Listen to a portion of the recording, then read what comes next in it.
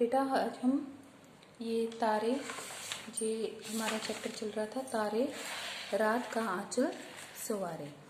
तो अब हम इसके दीर्घ क्वेश्चंस करेंगे, ये वाले दीर्घ उत्तर करेंगे। हमने यहाँ तक कर लिया था। देखो पहला, तारों की 3 विशेषताएं लिखिए। तो ये रहा इसका आंसर। तारों की निम्नलिखित विशेषताएं होती हैं, ये लिखी। तारे एक चमकीले पिंड होते हैं। नंबर 2, तारों का अपना प्रकाश होता है। और नंबर 3 पर आएगा, पृथ्वी से दूर होने के कारण इनका आकार छोटा लगता है, क्योंकि ये पृथ्वी से बहुत दूर होते हैं। ठीक है। नेक्स्ट क्वेश्चन देखो, आकाशगंगा किसे कहते हैं? आकाशगंगा किसे कहते हैं? तारों के पुंज को आकाशगंगा कहते हैं। आकाशगंगा में हजारों लाखों करोड़ों ऐसे नक्षत्र हैं जिनकी अभी तक गणना भी नहीं हुई है। ठीक है। नाभिकीय ऊर्जा कैसे उत्पन्न होती है, इसका क्या महत्व है? नक्षत्रों में 2 प्रकार की गैसों की मात्रा पाई जाती है। कौन सी? हाइड्रोजन गैस और हीलियम गैस। इन्हीं 2 गैसों से नाभिकीय ऊर्जा उत्पन्न होती है। यह ऊर्जा का बहुत ही शक्तिशाली रूप है। ये दोनों गैसें नक्षत्रों को इतना गर्म कर देती हैं कि ये नक्षत्र चमकते रहते हैं। ठीक है। तो आगे क्वेश्चन देखते हैं। नाभिकीय ऊर्जा के समाप्त हो जाने पर तारों की क्या स्थिति होती है? देखो ये घ प्रश्न है, तो ये रहा हमारा घ का उत्तर। जैसे किसी इंजन में ईंधन खत्म हो जाने पर वह रुक जाता है, उसी प्रकार गैस समाप्त हो जाने पर नक्षत्र गैस और धूल के विशाल बादल के रूप में फट जाता है। ठीक है। आगे देखो, नक्षत्रों के रंग में परिवर्तन क्यों और कैसे होता है? नक्षत्रों के आकार भिन्न भिन्न होते हैं। हाइड्रोजन और हीलियम गैसों के जलने की मात्रा के अनुसार नक्षत्रों के रंग और चमक में भी अंतर आ जाता है। तो ये थे हमारे दीर्घ प्रश्न उत्तर। अब हम इसके आगे की जो एक्सरसाइज है वो करेंगे। देखो ये है कारक।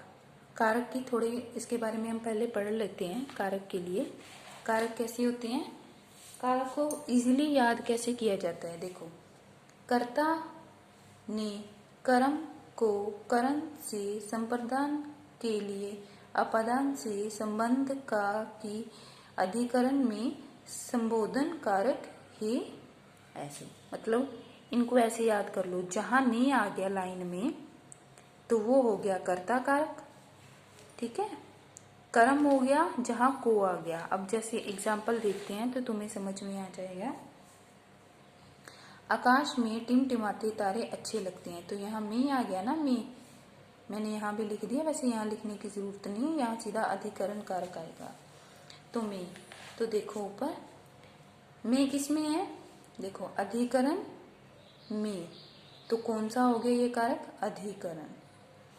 सूर्य पृथ्वी के निकट स्थित है, तो के, पृथ्वी के किस में आ रहा है?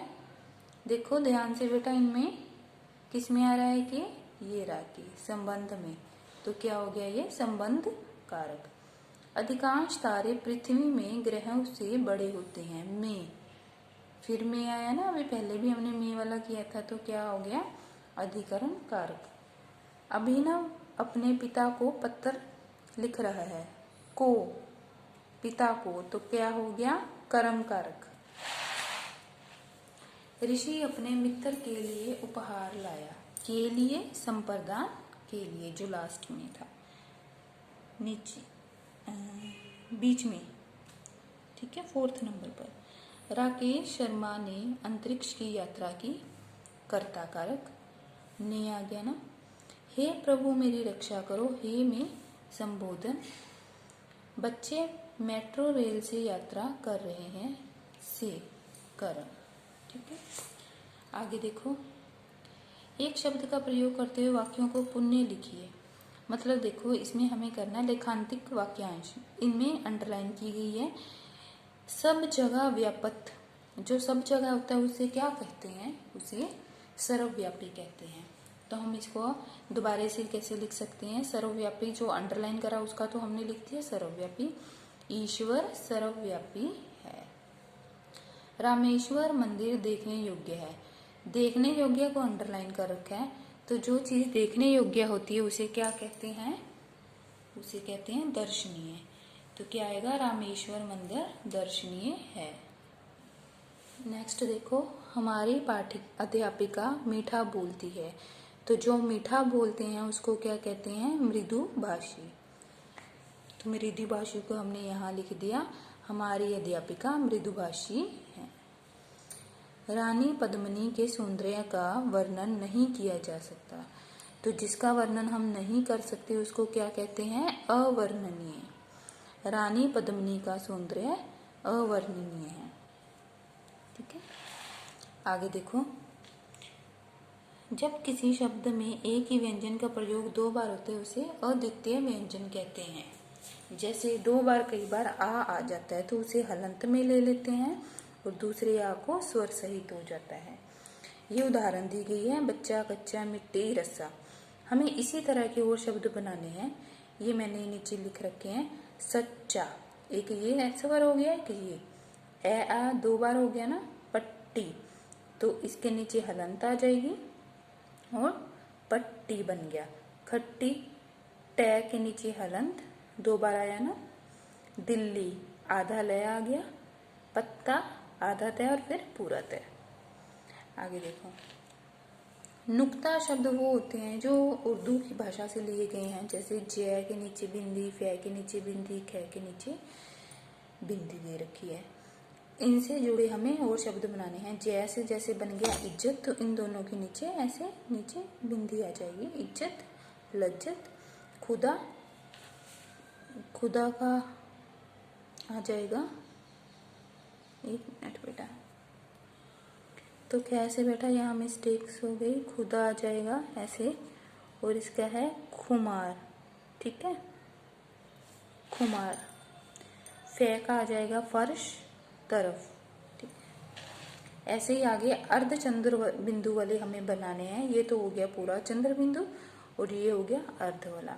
हमें ऐसे शब्द बनाने हैं जैसे कापी, ट्रॉली, कॉफी, हाकी, बाल। आगे देखो, शुद्ध करके लिखना है। अनुकूल में गलत लगा रखी है, क्या के नीचे ये मात्रा ऊ की, तो इधर आएगी नीचे की तरफ अनुकूल। आगामी में आगामी होता है, ए के साथ बड़ा आ आएगा।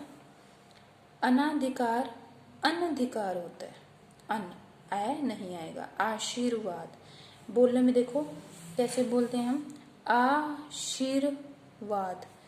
तो ये वाला जो र है देखो, हम बोलते हैं आ शीर, शीर अब आएगा ना। तो ये जो र होता है उसकी साउंड जब हम बोलते हैं इससे पहले आती है इस शब्द से, जिसके बाद ये लगा है या जिसके ऊपर ये आया है उससे इसको पहले बोला जाएगा। अगर इन्होंने यहाँ लगा रखा है, यहाँ लगा दिया, तो आर शी हो गया, मतलब यहाँ है तो शेर के साथ है तो ये पहले आ जाएगा। तो यहाँ ना होके यहाँ जब हम बोलते हैं आशीर, अब यहाँ आना चाहिए है ना आशीर, तो ये हम ऊपर ऐसे लगाएंगे, यहाँ है तो यहीं बोलेंगे ना, शय के बाद इसकी साउंड आएगी आशीर्वाद। ऊर्जा में गलत है, ऊ बड़ा, ये ऊ है ये वाला आएगा। पशु में मात्रा गलत लगा रखी होगी, यहाँ आएगी। ऐनक में ऐसे, अध्ययन डबल बार ये आएगा।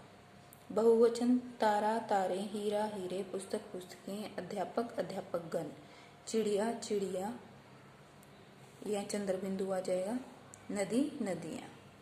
ठीक है, और यहाँ मात्रा आगे आ जाएगी। तो आज ये हमारी एक्सरसाइज कंप्लीट हो गई है।